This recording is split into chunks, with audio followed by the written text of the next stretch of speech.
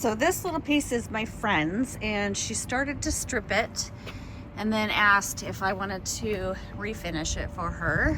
It has like this plywood top on there, which has a big crack. It's cut into two pieces. So I'm gonna try and remove that and then sand it down to the wood, and then we're gonna paint it up and put some fun transfers on it. And then those are the doors that go here. And the cool thing about this is this drawer, she took all the hardware off. Let's see if I can get it to work. Opens out like this. And that, oh, it's not even out there, but it opens out like that.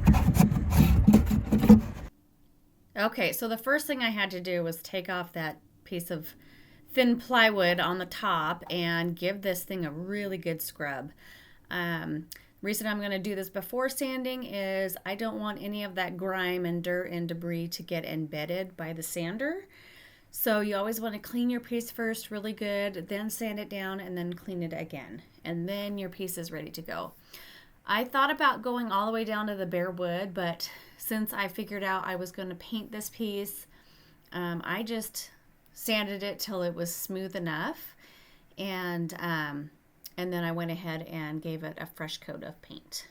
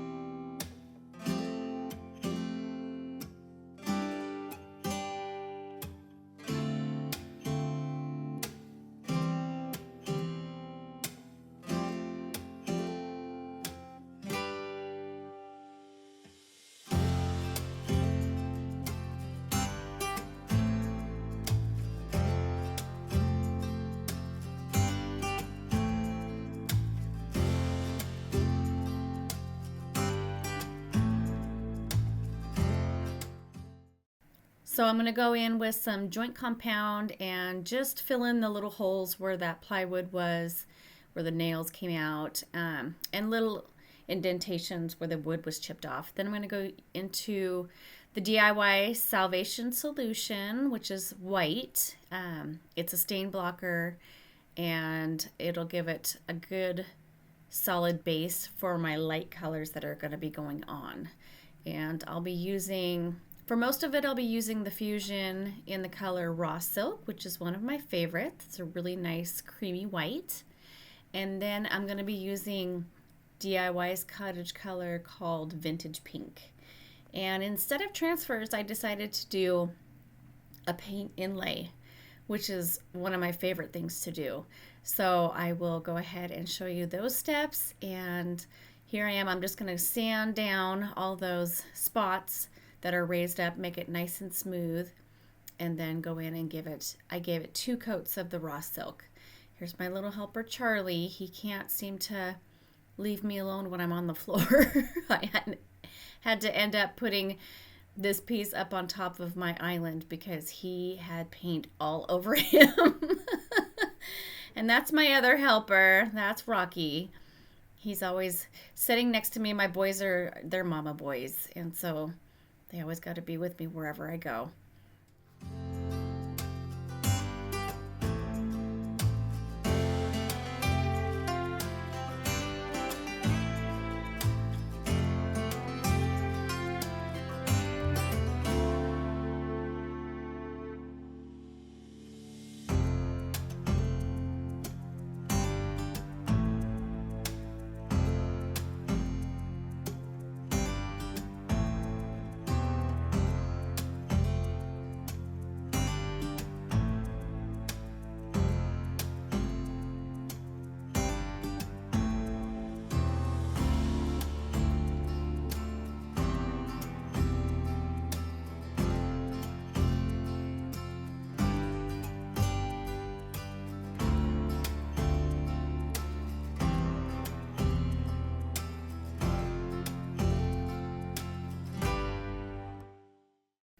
So the inlay I chose is going to be IOD's Rose Chintz.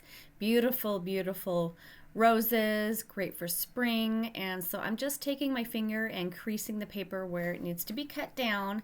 And then I'm going to go ahead and I'm actually using my Fusion Tough Coat mat to do the inlays instead of paint. You can do either. So I'm going to give it a nice coat of my Tough Coat mat. And then I'm going to, while I'm putting this on, I actually misted the inlay on a piece of plastic with the paint side down. That's going to open up the fibers in the paper so that it can kind of stretch a little bit, and you have a little bit of wiggle room to put this on before that paint starts adhering. So what you want to do is just try and get it on as close as possible to where you're needing it to be, and then I am using a baby wipe with my mister. I got it nice and wet, and I'm just rubbing very gently just to make sure all of that paint is down embedded into that Tough Coat mat. And then I'm getting all the air bubbles out as well. And once I get all those air bubbles out, I'm just gonna let it sit and dry.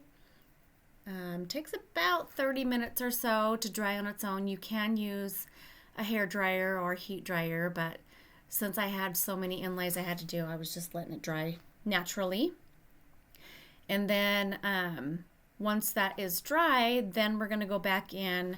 We're going to spray it again with my mister, let it sit for about 10 seconds, and then the fun part of revealing. So I absolutely love inlays. I think they're gorgeous. It's a painting without having to be the artist. You know, I just love all the different things that you can do with these inlays. People have used them on furniture, they've used them on clothing, all kinds of different things. They're so versatile. And yes, there are a few more steps than a normal transfer, but the more you do it, the easier it gets. And you know, you can cut these up and you can use them 3 times over. I actually used the set. Look at my husband looking in the window like a creep. I used this set on the front part of this piece for the second time, and it makes it just a really cool old vintage feel. So here's the fun part, the reveal. I just love this. It's so pretty. And even if you do get wrinkles and things like that and bubbles, it just adds to the vintage charm to these pieces. It just, you know, gives it those crackly feelings, and just it's so satisfying to peel this off. It's just one of those, I don't know, weird things that it's just fun to do. So like I did right there, you can see if it's not coming down as easily, you can just re-squirt it with water and then it will release. But how fun and how gorgeous is this? So pretty. And the thing with the inlays now is that they are all limited edition. So once they're gone, they're gone. And I think I bought this one, it was either last year or the year before. I can't remember. But it was like just perfection at that moment. So now I'm going to go in with the vintage pink from the Cottage Core colors of the DIY paint line. And this is their all-in-one paint. So it's got the primer, the sealer, and the paint, and it's from the Jamie Ray vintage line. And beautiful pink. It's just a really, really light, kind of a dusty pink. It's not like a light baby pink, but it's definitely a good name for it, vintage pink. So I gave this drawer 2 coats, and what I'm going to do is I'm going to use that same inlay on the front part of the drawer, and I'm going to put these doors here, I'm going to paint pink on the inside, and then the outer rim will be the raw silk, and then I will do the inlay in the middle of that.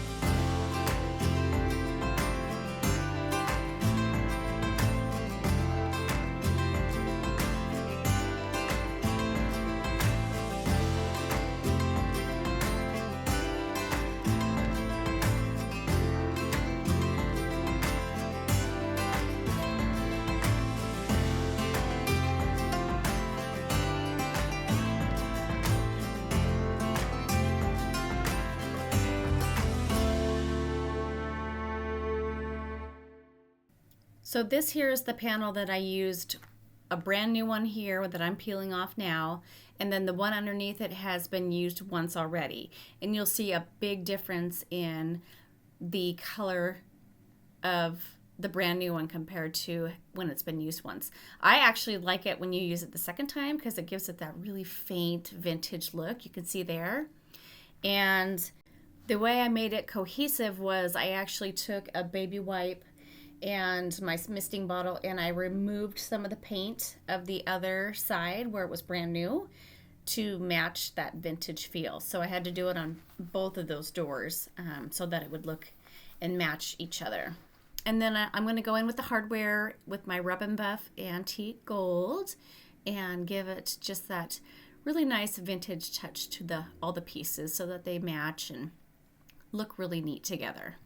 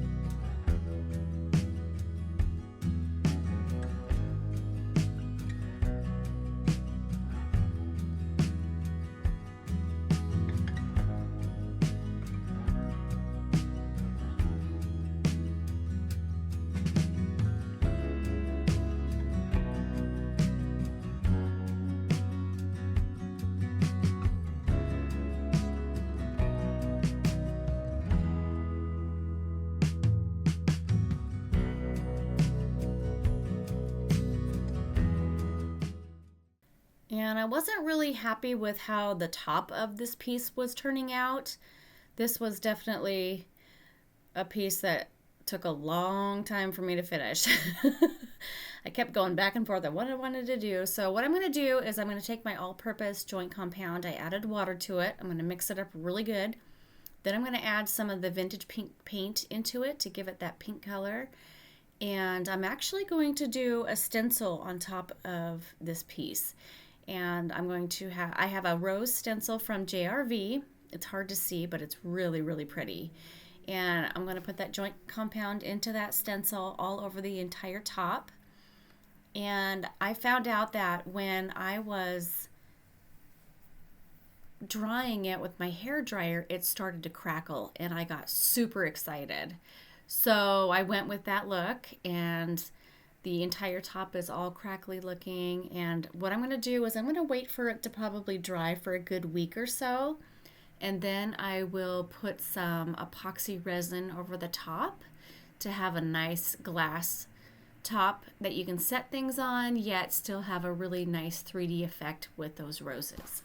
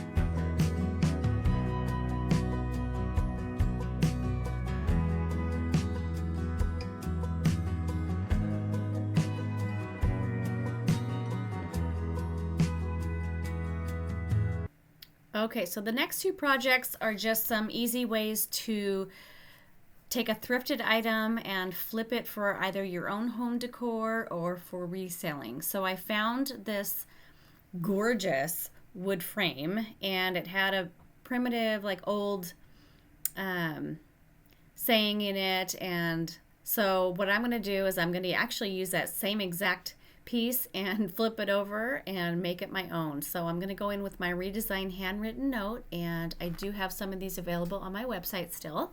I'm going to go in with some IOD black ink and ink up just one side of that and go down the entire page.